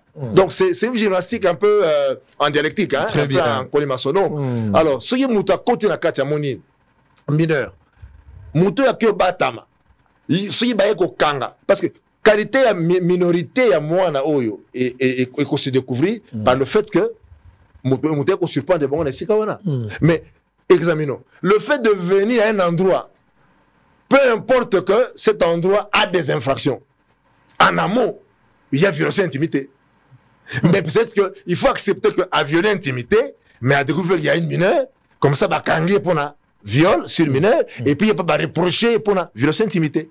Parce qu'on ne sait pas savoir directement qu'il y a une infraction là-bas. On a aussi bien qu'on a un peu non. Au Kangi mineur, il peut reprocher au que ça nous connaît pas au bâtiment dans la clandestinité. Et puis on a la symbia. Ma mère c'était la zawa. Mais ce qu'on au moins mais Casper a violé l'emporter parce que dans la forte résonance pénale. Bossolo TV, la seule chaîne au cœur des investigations. Alors on va terminer mais tous les ébélés batouba benga zoto vandia wa programme et aussi la photo si ça programme demain on va se retrouver à 11h30 likambuya bato ba boti mais ba vandi esika moko tozana ba bana basi ébélé à biso na Congo ba miso ba botana ba libanais na ide kakangi mobali muso aboti na indien aboti na marié aboti kana garçon mo ba sepela na ye ba mususu pe ba vandi ndako moko ba bandaki na mwana moko mibale misato comme le je ba komi na 3 4 so bo vandi na mwasi na mobali ndako moko bo pesa dot te mais oboti ba mwana moko ba isi abikene pa mbali na yo akenda to boko lote kena famille mbali ba komi kuna mobala zo pe ndako baboti mwana moko mwana mibale mwana misato mwana mine mwana mitano basali 2 ans 5 ans 10 ans 15 ans soki na bango mibale alors que d'autres pesa mate moko azwi likanisa lobi alingia bala mwasi mususu to mwasi akutana mobali mususu alinga bala ye mais bazakanda kumona mobali alinga tika ye po azwi mobali akobala ye to mobali suko azwi mwasi mususu alinga bala. Est-ce qu'il y a une infraction ou on peut parler de la trahison? Non, juridiquement ils sont libres l'un et l'autre. Ah bon? Oui, ils sont libres mais socialement sociologiquement le fait qu'ils basent ensemble la durée ça dit baza kosoko baza en processus il y a officialisé makambo po ba comment juridiquement protégé. Te bango ba lobi bango ba na te bazo bota bazo vanda. Oui seulement c'est dire que ce qui moi si aliga bala elle est libre. Wana juridiquement mais ça m'a bé taka mutu bozana c'est le logo to yonke le bala. OK ozuka nini o ezali wate. Mobali pe mais nyoso to sali na yo alors, comme la femme a fanara beaucoup plus, à perdre la valeur, à se dégager la mingi, lorsque mobile a oumisié na temps est belé, sans à protéger et qui a bouillé, alors qu'il n'y a pas une faute de la femme en amont, la femme peut poursuivre l'homme là pour une indemnisation, dommage et intérêt, fondé sur perte et chance. Ah bon? Oui. Au Lexinga Air. Au exploité que tu as fiancé il y a 10 ans. Parce qu'une fiancée, ce qui est fiancé, en tout cas, tout conscient, dérange à sauter. Ah, bon, il bof. Mais ce qui bof, il faut bof azala que à côté, moi, si na de kamabé, et tout ça, moi, si na nandaku, dans nos baliétés, beaucoup de la procédure, malin, qui a comme un peintre, beaucoup de mécaniciens, électriciens, perdre ma valeur. Donc, comme il humilié, même si vous avez un cursus dans le processus officialisé, tout en gardant la liberté. Parce que comme la femme est libre, l'homme est libre. Il ne faudrait pas que l'un et l'autre trichent dans cette commune. Si on se sent libre, on quitte. On se rend libre socialement. Au Kirobala, il n'y a pas de poursuite contre une femme qui était avec un homme, même ça dit 30 ans, à Kenekobala, encore moins chez l'homme. Mais seulement, lorsque vous savez que les conditions ne sont plus satisfaisantes, il serait mieux que la femme avertisse l'homme et le quitte. Le quitte pour que Azala suffisamment libre à sa la vie. Plutôt que avant Nanda Kouana, à menuisier, tailleur, il y a quartier, tu as un basali, misala nanda petite sili, électricien sali musala, peintre la couleur, après c'est 30 000 lobby, comme on va y après c'est nazemi, tout ça. Alors, tous ces dégâts yaka, et ça la donc, ici, pour ce que je me reprenne, je veux dire que l'un et l'autre est libre. Mais socialement, sociologiquement, hein, ce qui il est libre. Mais ce n'est pas que Moko na Moko Azala se sentant libre, a un comportement de liberté dans l'union de fait. Non. Là, il blesse cette conscience-là, cette communion de fait, et c'est un peu protection. Très bien. Moko na Moko mais seulement que va s'aviser, va se quitter proprement pour que chacun recouvre sa liberté confisquée par l'union de fait. Likambo molakisi Socrate alobi likambo koyebisa moninga bovanda kanaye mais omoni olingi okende na yo yebisa moninga ate kosala pasi me ayeba parce que nasistaki na mariage moko bitumba makasi bitumba ya mokete donc mobali na mwasi pour la petite histoire bazali bato bavandi place moko mobali a investir nani mobali investir pena pona mwasi. En tout cas, a aider mwasi ba difficulté zalaki a cheli pena mwasi mbongo, mwasi atangi. Mwasi pa yaka la famille mobali yaka pe ba yebi ke o aza fiancé. En tout cas za to benga ngo semi couple. Ya bato ba bandai déjà ko projeter ka ndengo lobi comme mariage. Mais mwasi bazweli libala moko ya Angola. Moto mwa uti Angola, ba tie en contact na ba sœur tout ça. Moi, ça commence à l'effort, à garçon, en fait, fiançailles et oumeli déjà 8 ans. Mais ça, la motomo a bimi cash, c'est-à-dire, à cause il s'allie solo dans 6 mois, à beti dada match sil. A yepera ba mbongo ya ibande, il avait beaucoup d'impressions, ba matalana, le gars ba tiktokers, et l'équipe faut ba balana. Chikoyo, moi si penza bombi secret, a évolué, telle enseigne que même ba fixé date à libala.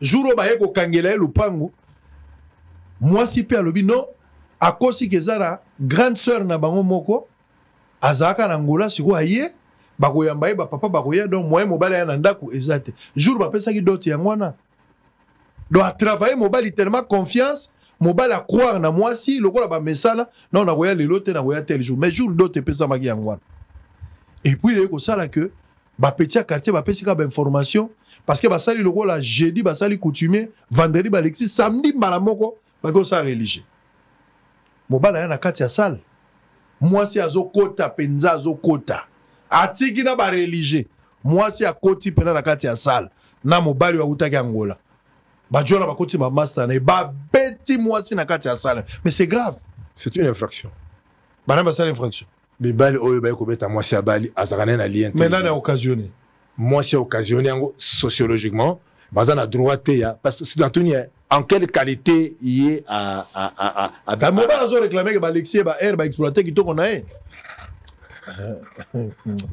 bon tu peux ma rastoson là dès te ça moi pause on se retrouve après pour terminer à tout à l'heure.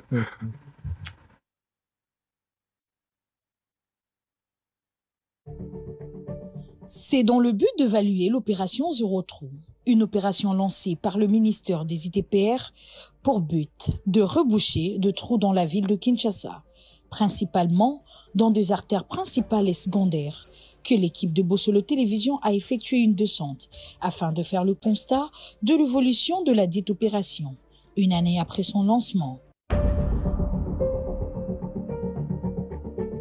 Si le ministre des ITPR, Alexis Guizarro, et l'OVD étaient satisfaits des résultats de cette opération 8 mois après son lancement, qu'en est-il de résultats sur terrain? Sur le boulevard Lumumba par exemple, dès la place Pascal à des bonhommes, l'on peut bon compter plus ou moins 22 trous.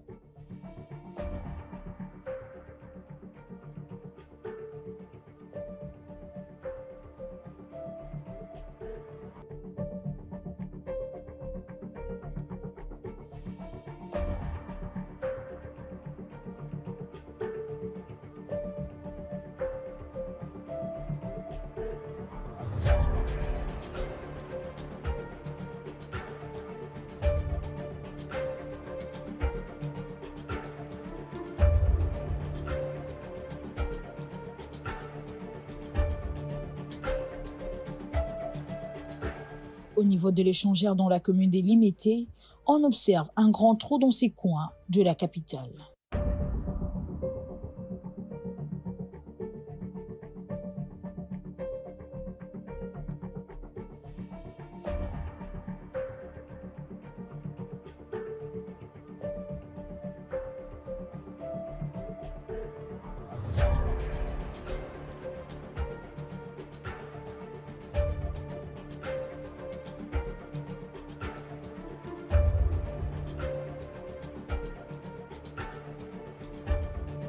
Dans la commune de Selimbao, sur l'avenue de la Libération ex-24 novembre, il est impossible de circuler vu le mauvais état de cette voirie.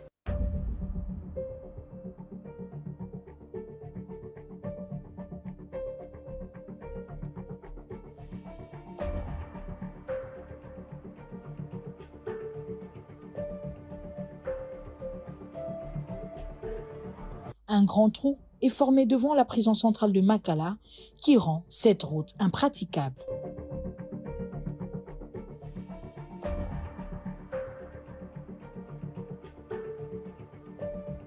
Trouvée sur place, cette femme n'est pas allée par le dos de la cuillère pour exprimer son indignation.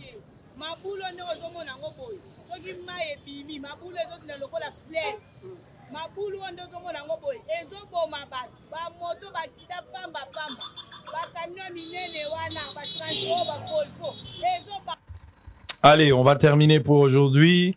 Le rendez-vous est demain à partir de 11h30. On aura peut-être 3 émissions, je ne sais pas. Il y a la première. Il y a une 3e émission qui devait intervenir après celle-ci. Mais nous la renvoyons pour demain parce que question de l'heure, il est 16h passé de 14 minutes. On a pas mal de programmes et après nous, l'antenne est occupée. Allez, Maître Socrate, question et Asuka, Bandego Bazolanda, Bisolo Bitozon à la 11h, toko expliciter avec d'autres sujets. Bato et Bazana mituna ya kotuna, oya boye bibozo sosolate, numéro à téléphone nanga yango wana. Boko melanga kana message, okomi na message, obinga na ngena lo baboye. Toko type ça peut numéro à prof Socrate tout à l'heure. Pour permettre bato pe balingi babenga prof na suka émission bako benga ko zapena mituna musoso solité okipe ko sali sabino bozana likanisi mususu ozana pasi ozana mobeko moko bozo tungisa yo ozana likambo so ipe bo consulter cabinet na ye bakoki pe ko sali sabino aza moto azo sambela pe bato ebele akoki ko samina. Je connais des grands dossiers où ya sali alongi ba dossier wana pona ba client na ye to pona bato ba ilaki ba dossier. C'est vraiment quelqu'un avec qui vous pouvez faire confiance. Voilà na ko sabino soki omoni sango na mutu seke mutu wana za malamu posoka za mabesa kwa kokite kaka tant que ça quoi za na ye c'est que ça va et lo kwa mabeza te pour PG à vérifier après ces rapports abi rien à signaler donc il y a rien.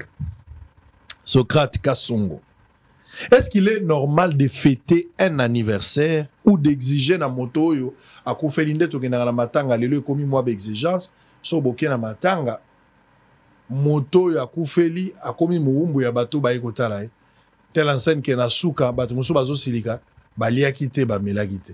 Est-ce que moto akufeli toza obligé ya kopesa biso ya komela?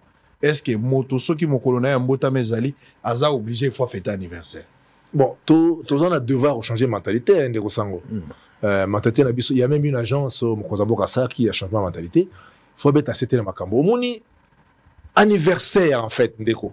Anniversaire ya mutu abotamité. Ezali anniversaire ya mama mokolo ya biri kokufa na robota yo. Ya mama. Moko parce que bote ezaliwa. Ko bote ezali ko bika na liwa. Donc mutu aboti moi na bimi ya to baka mama félicitations. Parce que awuti na liwa. Alors anniversaire mokolo ba boti yo ezali anniversaire ya mama mokolo bika ki na liwa. Ezali yote. Faut to changer. Ndenga na monaka.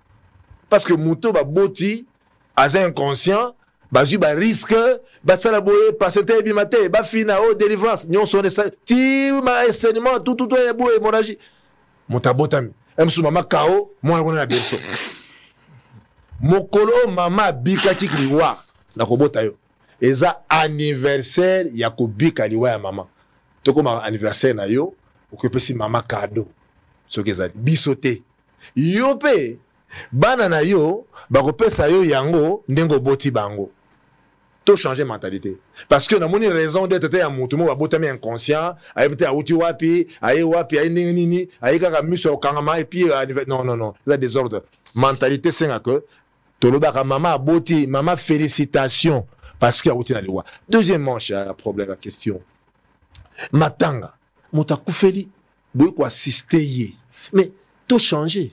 Et comment j'ai de fleurs ôter bon va pas mais j'ai ma fleur c'est symbole il y a affection symbole il y a tristesse il y a un sentiment il y a cosa généralement négatif d'abord négatif il y a mawa et puis positif il y a bolingo za on a monté na sentiment na kaya mawa. Alors soki kotala moto akufeli tosala en sorte que tosengaka au café bon ekozala peut-être malili boseli bato café mais ayi koma basi baza na bilamba ya matanga ya noir après matanga après morgue bozongi bon vade masanga tiliwa mabale salami wana bato bameli bakangi bafoto bakangi ba TikTok batie bapio na mesa basoso bafilmer oui ça ouais weekend ok alors basi bakoma l'air de soya yoka matanga ezali kwa feti akane bloka ko defisa ba parfum ba blues ba mapapa donc c'est pour les ali essentiellement ya mouwi autour le baki mouwi ezana pouvoir dans la valeur en termes de présence et respect pour les canons mo konzamboka et puis na drapeau donc mouwi aza moto salati yamuni so moto kezo le kana prince tout le monde achaka salibo parce que mo konzazo koleka mouwi aza mo konzi alors mentalité na biso fait changer ce qui moto akufeli tu raté pour na komela tu assister tu y na cotisation tu sangisi mbongo tu assister pour ayamba biso omoni et non tu ne le komoko te tu na sofa baka d'abord que batanga zona wa panza au sali ba cross mungongo kauki okulu kama sanga ozokota na chaleur lolu kama sanga misu pelo kama mbwa basu moto na 12 heures ozoka pasa basangezali au quotité culture ya assistance ya motawe ezala que bo sangiseli motombongo bo pesiye ayamba bino parce que nenga bo assister bo sola pamba te bo consoler na ba phase ni mais car na moi nsamba na moi lungwe na moi 20 na esprit wana denga na monaka très bien ko bongo to za malamu kene to zali pesa no numéro à téléphone avant la sili 089 84 61 665 donc numéro ya professeur so lingi obengae ya WhatsApp et un numéro na ya WhatsApp 089 84 61 665 089 84 61 665 kobandela ya suka yango soko lingi obenga prof Socrate 089 84 61 665 soko bengi na suka okozwaye na WhatsApp azali en direct de ko sangola ba besoin bazoka ba coup de fil ba tebele moto benga lo maître tozana avocat na biswawa moto na a falsifié un document de pango a sali ba faux document parcellaire est-ce que to salami mais vous avez un avocat bémission je tiens à la prise bon nanga bande ko na ndako émission c'est une émission pédagogique tozana une émission to répondre à ma question soko tulinga makambu d'avocat comme consultation vous avez pour mon monene ya succession au mettre ce article ni nango sonete olingi ozabilo na yo obimana otika babaka na bango ngana soni article 23 ezana sens ngana tangela ki yo ofele pour ya ko sanga mamuya pesa article ni ezana sens si c'est une consultation tu me consultes sur la question ni ko te répondre muta tu ngai moi si ngai na mettre moi si ngai na cible téléphone a personne moi na bango na scène na beta et to na finga mama bango ngana soni habite na bien finga e comme ça ça moi ne que azo raté sur to mbala simo bakasa sur ma finga donc moi que ba to emo ko dérangement ba benga makambo ça utile souvent les comme ça la caractère judiciaire au consulter ngai au foutu va faire des consultations na deux comme avocat quand on a article nini oso mo sa bimi na butu siko yo benga zo yambate ayi ko zonga na butu makasi les articles ni po azo obeta azo ngela société les articles 17 c'est aventure te sango c'est aventure merci wapi mama Esther abeta kelelo est-ce que mama Esther nanda ko baza Esther Yamou mena Audrey Bozene bilo ba mama bébé ba uti ozonga obetana bosolo azu ba bébé mi balé basi mi balé a bosolo ba botaki siko bazongeli musala ya Esther na Audrey na bokeli bango ba fleur bana nga ba boti ba pesinga ba koko na sepeli mingi bande ko ngai nazoka moi na likambo ya changement ya mentalité boyoka nga malamu esengeli tosalisa mboka oyo lelo tozo prôner plus ba inversion ya ba valeur ndeko auti koloba likambo ya matanga na lobaki na bino ke ba Kinois ou ba Congolais en général j'ai l'impression que nous tous nous sommes des pauvres orgueilleux tozana l'autre côté moto azana ndako ya chambre na salon mazoli yango bonne Mouta koufi na malade ya $50, mais pour ba kundaye dépense ya $10,000.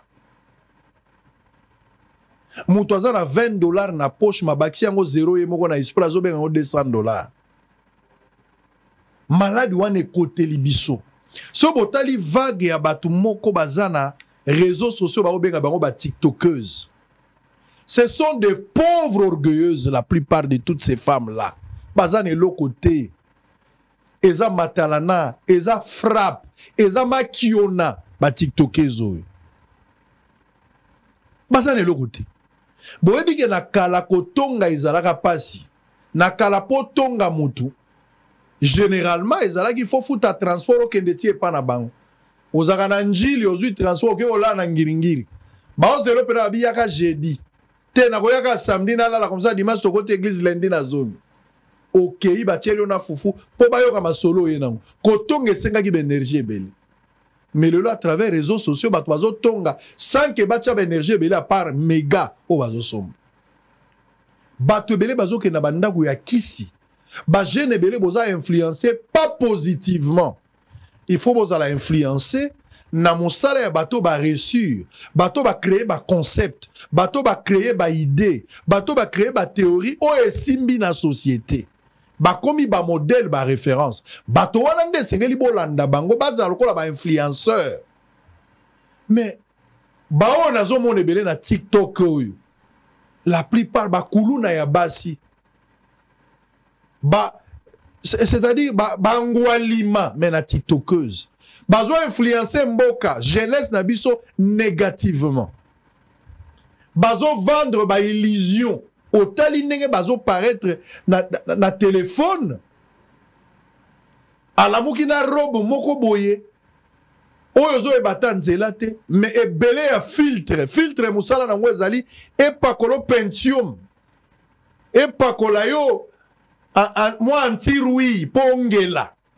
Mais au juste yo moko ebiki ezala ba tiktokers ebele so kute na elongi sans maquillage elongeza kilo elongi mbungi mais so ka tie filtre azobima mutu malamu escroquerie na téléphone bazo pesa bino impression balataka bien bazoka ba vidéo na mituka bazoka ba vidéo ba misu bazoka même ba vidéo na avion a matin avion ake na business batu ba kiti déjà na business mais asengi kaka azwa vidéo pour la kisabino ka voyager na business baza ebele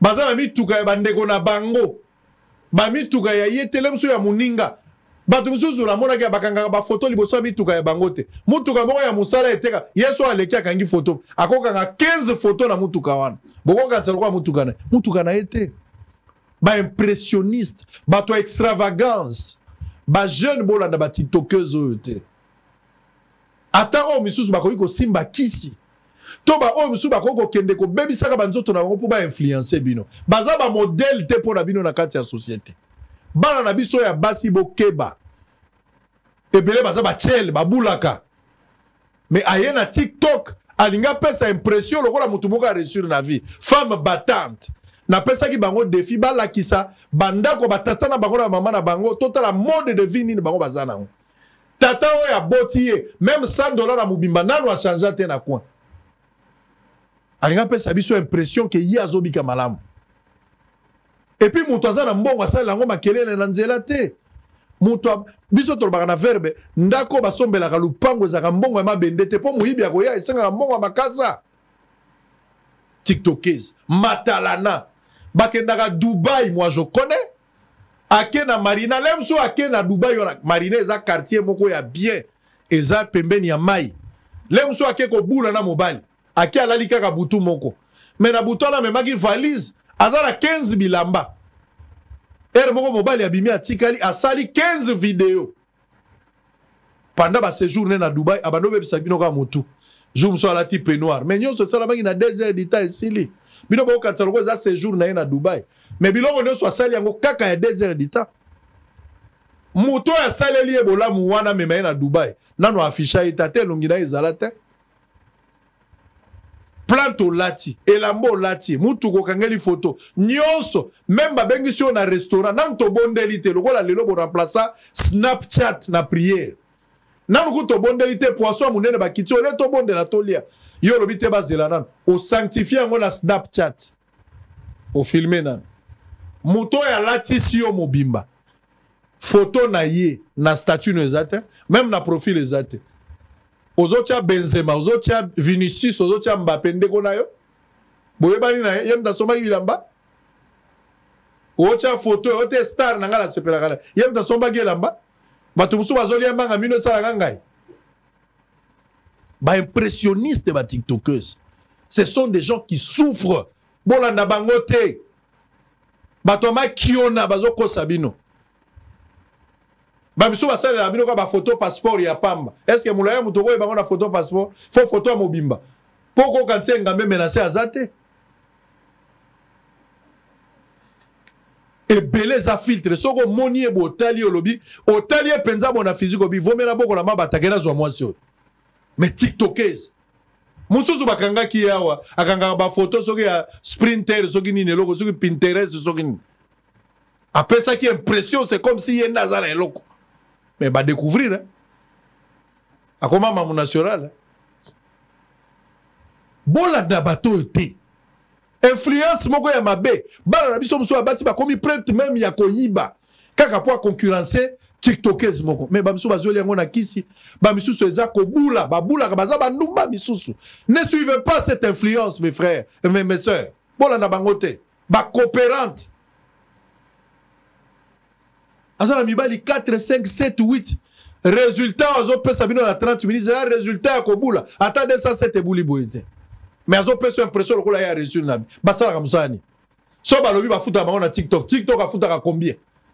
Tala bazala combien d'abonnés? TikTok a futa ka combien? Pour le bango kazala mbo. Bango ne soit so na kaka. Do bazui réseaux sociaux place au bazui ko baby sabando. Ya on a bisa bino. Vous imaginez que ndoki a fongoli TikTok. Commentaire ndoki ko zani. Publication de quelques années sont de TikTok. Il vient vous envoûter. Bah TikTokers.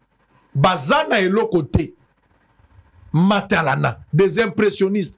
Sont talibans de bazo swanaka. Ko swana boy. Ko swanaka boko. Et l'autre ni bazo swanel. Éducation. Il y a base des alité. Bazo la qui ça. Un civisme na bango mais ba filmer yango. Ko swana na bango. Ngana salabo, ngana mana mubali, ngana salabo, ngana et lokoni. Ça nous aide en quoi? Boka kapé sonité. Boka kapé sonité. Donc bande konanga ya basi boke bana influence oyo. Na bisa bino na ba famille belé bozo mona ka bana basi bazo kufa brisque. Est-ce que ba boti ba yebi vie au bana na bango ya basi bazo sala? Ba chicha, ba partous, vie au bo memaka o ba para ba yebite. Jour au kofi brisque bazo kanga mutu ndoki ndoka ndoki yo moko seve no caché mutu ayebi yango te bolanda bango te na bisaka bino ke congolais nyonso aza vantar bondimaka te okendaki na restaurant yo moko biso tozalaki te olie biloko kangi photo publier mpo na nini mpo biso toyeba te napesaki différence entre orgueil na vantar Dieu résiste aux orgueils vantar ozokumisa eloko oza nango mais orgueil okoza na $20 obakisi zéro imaginaire. Ba TikTokers bazui courage. Il y a coupé sa point de vue sur le dossier à Marcelo. Mais écoutez, un peu de respect pour cet homme de Dieu. À un certain moment, j'avais des points de vue. Et Zalaki, Pasteur Marcelo, je suis libre de mettre un avis quand je pense que les choses sont mal montées. Mais il y a des dossiers à un certain moment, Togo comme à un niveau nangoté. Marcelo, bo nyokoli e mingi. Bo kati e mingi, bo sasi e mingu. Il faut que ça s'arrête. Il faut que ça s'arrête. Misu somo na baosa l'analyse. Loko milimo mabe longi. Loko la mutazo bangi sayo. Ako fongola munoko loko anda kwa si chambre na salon. Azo expliquer. Makamo azala ngona metile. Bases mazoloba. Botika Marcelo kimia. Marcelo akufeli mwasi. Bande kona ngai. Entre biso bato tozo analyser dossier à Marcelo. Na Marcelo mutaku feli mwasi. Na nazaki na pasi koleka biso. Ata to expliquer makambo nyonso. Mukolo mwasi azaki na pasi mingi. E bende gumba ke bende. Li bende ba remplacer ngo na li bende. Bolingo ba remplacer na bolingo. Où est le mal? Marcelo a lobby ke ndenge na zaboye na zoki ve a célibataire. Il faut na vivre lilobanza mengai moko na vivre propre prédication na ngai. Après si date akobala te, akobala dans 5 ans, akobala même dans 6 mois. Bible tikala ikoloba te que soko kufeli moi s'il faut la desa. La Bible n'a pas dit ça. Même la loi n'a pas dit ça. Et ça la verset moko te na Bible. Balobi que faut la 10 ans, 15 ans. Exact. Balinga ke bembete, soko linge bembe ozandoki. Moi c'est Marcelo Sakindaki. Azalaki moi si netan azalaki vivant nanga kufi azali moi si na été na lola libale zate libale za na se mabele. Laissez Marcelo libre. Azali libre ko bala moi si soka ko bala dans 6 mois soka ko bala na une année soka bala dans 2 ans azali libre. Même soka linga bala après 2 jours azali libre. Interdit na Bible te. Ayo ke le bembe mao e bembe ba ko la mao ya ndenge nini azalaki moi si na ye balinga na kitango azalaki vivant Marcelo aboa abalaki e bembe te. Mais Dieu a décidé de rappeler sa fille. Moi, si nae, Nzamba bengi liboso. C'est lui.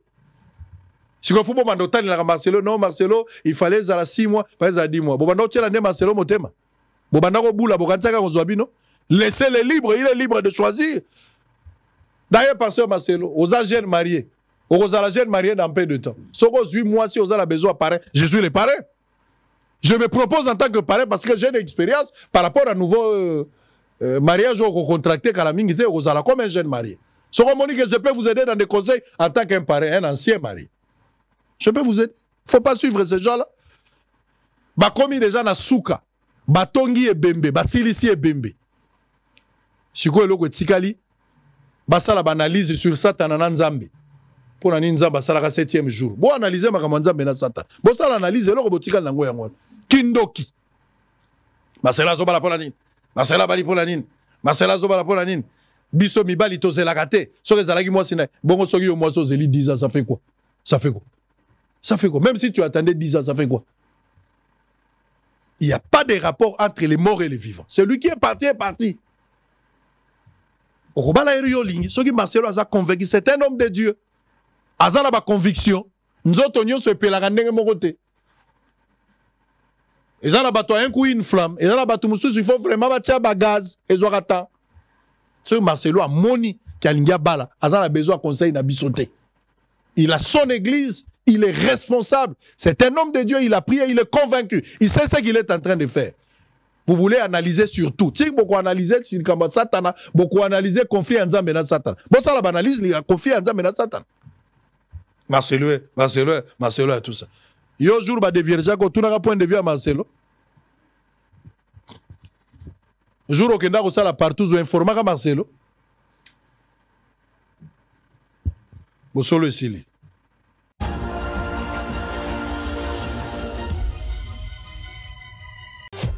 Hôtel Saphir, un bijou au standard international en plein Matongé, au grand carrefour de Kinshasa.